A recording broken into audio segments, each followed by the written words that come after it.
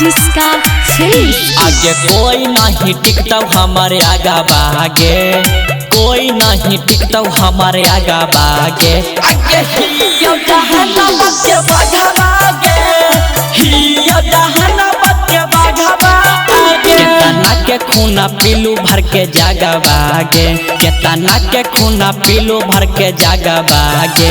आगे हियो जहानाबाद के बाघा बागे, हियो जहानाबाद के बाघा बागे।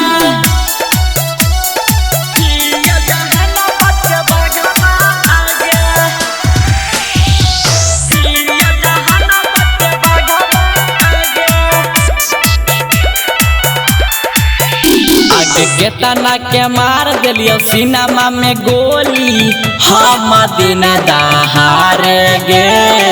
आँखें उठा के तोरा देखत न कोई, जनता जे हमारा बारे गे। आगे केतना के मार दिलियो सिनेमा में गोली, हम दिन दहाड़े गे।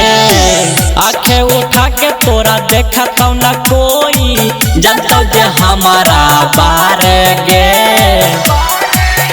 कोई बोला तो का दसवो जैसे नागा बागे, कोई बोला तो का दसवो जैसे नागा बागे। आगे हियो जहानाबाद के बाघा बागे, हियो जहानाबाद के बाघा बागे। केतना के खूना पीलू भर के जागा बागे, केतना के खूना पीलू भर के जागा बागे। आगे हियो जहानाबाद के बाघा बागे, हियो जहानाबाद के बाघा बागे। हियो जहानाबाद के बाघा बागे, हियो जहानाबाद के बाघा बागे। जिसका रिकॉर्डिंग स्टूडियो एकंगर सराय। आगे लगा हो खेलब ना हमरा चाकुआ छुरी, कितना के काट देलू मोरी गे। कारही करे जाबा के खाहू गे छौरी, जैसे चिकन तंदूरी गे।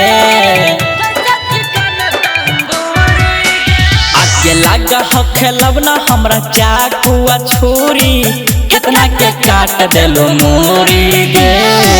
कारही करे जाबा के खाहू गे छौरी, जैसे चिकन तंदूरी गे। आगे सिक्का सारा रखा हियो लगा बागे, आगे हरा दम रखा हियो लगा बागे। राहुल में हो चीरी के बाघा बागे, हियो जहानाबाद के बाघा बागे।